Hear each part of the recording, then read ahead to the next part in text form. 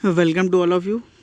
इस आज हम लोग बात करेंगे जो आपके इंस्ट्रूमेंट होते हैं उनकी कैरेक्टरिस्टिक्स के बारे में, कि उनकी विशेषताएं क्या क्या होती हैं हमारी। ठीक, तो आपकी मुख्यतः वैसे तो कई सारी विशेषताएं हैं, लेकिन इन विशेषताओं को दो पार्टों में बांटा गया है, या कह दिया जाए दो विभागों में विभक्त व्यक्त किया गया है, जो कि कौन कौन से हैं। एक आपकी हो गई डायनेमिक कैरेक्टरिस्टिक्स, दूसरी आपकी है स्टैटिक कैरेक्टरिस्टिक्स। ठीक, तो इनको हम लोग पर्टिकुलर अलग अलग वीडियो में जानेंगे। आज मैं आपको जो है डायनेमिक कैरेक्टरिस्टिक्स के बारे में बताऊंगा, और फिर नेक्स्ट वीडियो में मैं आपके स्टैटिक कैरेक्टरिस्टिक्स के बारे में बताऊंगा। ठीक, तो ये आपका एक फ्लो डायग्राम है, इसको आप देख लीजिए। और सभी लोग अपनी अपनी कॉपियों में जब नोट्स बना रहे होंगे तो इसको ज़रूर बनाएंगे, काफ़ी इंपॉर्टेंट है ये, और काफ़ी अच्छे से बना हुआ है, जो कि आपको एग्ज़ामिनर को बड़ी आसानी से समझा देगा कि आपको चीज़ें पता हैं और आपको काफ़ी अच्छे से एक्सप्लेन आपने किया हुआ है। ठीक, तो आइए हम भी कर देते हैं एक बार, तो आप देख लीजिएगा। मैंने जैसे बताया आपको कि कैरेक्टरिस्टिक्स को दो भागों में बांटा गया है। एक आपका है डायनेमिक कैरेक्टरिस्टिक्स, दूसरा है स्टैटिक कैरेक्टरिस्टिक्स। ठीक, डायनेमिक में फिर आपके आएंगे दो आएंगे, डिज़ायरेबल और अनडिज़ायरेबल। सेम स्टैटिक में भी होगा डिज़ायरेबल और अनडिज़ायरेबल। देखिए होता क्या है कि कोई भी वस्तु आपकी पूरी आपके अकॉर्डिंग नहीं चल सकती है, चाहे वो इंसान हो या मशीनों की बात कर ली जाए। अगर आपने 100, किसी की भी एफिशिएंसी 100 नहीं होती एक्चुअली में, है ना। होता क्या है कि आपने 100 का जैसे इनपुट दिया मान लिया, तो क्या होगी कि वो 80 का वर्क करेगी, 70 का वर्क करेगी, है ना। लेकिन क्या होगा, पूरा 100 का नहीं करेगी। ऐसा संभव ही नहीं हो पाया है अभी तक कि किसी की भी एफिशिएंसी 100% हो।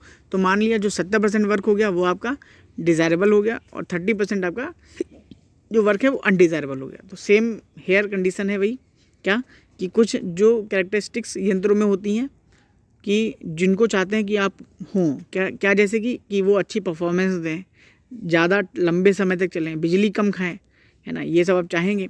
और क्या चाहेंगे ना हो कि वो जल्दी ख़राब ना हो, उसमें वाइब्रेशन ना हो, उसमें आवाज़ ना हो। तो जो चीज़ आप चाह रहे हैं वो डिज़ायरेबल, जो चीज़ आप नहीं चाह रहे हैं वो अनडिज़ायरेबल।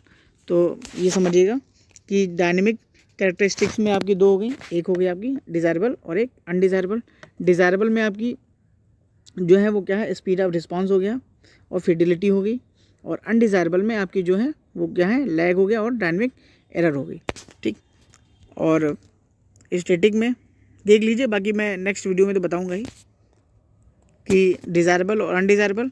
फिर स्टैटिक की डिज़ायरेबल में जो है आपकी हैं कौन कौन सी, एक एक्यूरेसी हो गया, रिप्रोड्यूसिबिलिटी हो गई, प्रिसीजन हो गया और सेंसिटिविटी हो गया। ठीक, और स्टैटिक की अनडिज़ायरेबल में एक आपकी है स्टैटिक एरर, एक आपका है स्टैटिक एरर हो गया, ये डेड जोन हो गया, और ये लिखा हुआ है ड्रिफ्ट, DRIFT, ये आपकी ड्रिफ्ट लिखी हुई है। आप देख लीजिएगा इसको, और नोट्स से बनाइएगा तो बहुत सही से बनाइएगा। स्पेलिंग आप अगर ना आ रही है तो गूगल पे सर्च कर लीजिएगा, तब उसको लिखिएगा। दरअसल ये नोट्स मेरे नहीं है, एक्चुअली में लिखवाया मैंने है, लेकिन ये मेरे नहीं है बनाए हुए, इस वजह से कुछ स्पेलिंग की एरर इसमें आ सकती है। तो आप, ये कोई इतना बड़ा इशू नहीं है, आप लोग मैनेज कर लीजिएगा इसको।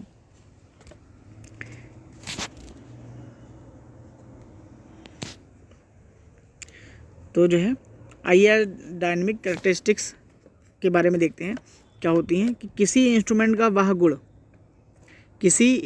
का वह गुण जिसके अंतर्गत मापी गई क्वांटिटी अथवा मान समय के साथ साथ परिवर्तित होती रहती है, डायनेमिक कैरेक्टरिस्टिक्स कहलाती है। मतलब वह वस्तु का वह मान जो कि समय के साथ साथ परिवर्तित हो रहा है, क्या कहलाएगा आपका, डायनेमिक कैरेक्टरिस्टिक्स कहलाएगा। ठीक, इससे पहले बता चुका हूँ, दो प्रकार का होता है, डिज़ायरेबल और अनडिज़ायरेबल। तो डिज़ायरेबल में देखिए क्या क्या था आपका, स्पीड ऑफ रिस्पांस था और फिडेलिटी थी। तो जो आपका स्पीड ऑफ रिस्पांस है, देखिए क्या है कि कोई यंत्र जितनी तीव्रता से मापी गई चर राशि के मान में परिवर्तन को व्यक्त करता है, स्पीड ऑफ रिस्पांस कहलाता है। जैसे कि आपका यंत्र जो है, आपका यंत्र लगातार काम कर रहा है, लेकिन जैसे ही उसमें दाब या ताप में परिवर्तन हुआ मान लिया, तो वो तुरंत उसको शो कर दे, जिससे कि आप उसको जान जाएं कि आपका जो दाब है वो बढ़ गया है या घट गया है, और उसको आप अपने प्रोडक्शन के अकॉर्डिंग सेट कर दें। ठीक, तो ये जो क्वालिटी होती है कि जैसे ही उसके मान में परिवर्तन हुआ उसने तुरंत व्यक्त कर दिया, ये क्या कहलाता है, स्पीड ऑफ रिस्पांस कहलाता है। फिर अब बात आती है फिडिलिटी की, कि फिडिलिटी क्या होता है। तो fidelity of a system is defined as a ability of the system to reproduce the output in the same form as the input. ये क्या कहना चाह रहा है कि किसी भी सिस्टम की फिडिलिटी क्या होती है, वह योग्यता है ये किसी भी सिस्टम की कि जितना हम लोग इनपुट उसको दे रहे हैं, है ना, उतना ही ये आउटपुट प्रोड्यूस करने की काबिलियत रखें। सामान्यतः ऐसा होता नहीं है ना, लेकिन क्या कहा गया है कि अगर कोई वस्तु ऐसा कर रही है तो ये जो गुण होगा उसका क्या कहलाएगा, फिडिलिटी कहलाएगी। ठीक, जैसे मान लिया मैंने 100 का इनपुट दिया, ये आपकी कोई यंत्र है, मैंने इधर से 100 यूनिट दी और जो ये आउटपुट दे रही है, इधर आपका इनपुट हो गया ये, है ना, और जो भी आउटपुट दे रही है तो ये कितना दे रहा है, ये 100 का ही दे रहा है, या मान लिया 90 दे रहा है। तो ये जो 10 का अंतर आया, यहाँ पे 0 का अंतर है, ये जो 10 का अंतर आया, ये क्या कहलाएगा, हमारा फिडिलिटी कहलाएगा ये, है ना। It is the degree to which a measurement system indicates change in the measured quantity without any dynamic error. जब आपके सिस्टम में कोई भी डायनेमिक एरर ना हो, उस दौरान जितना चेंज होता है आउटपुट और इनपुट में, वो क्या कहलाता है, आपका फिडिलिटी कहलाता है।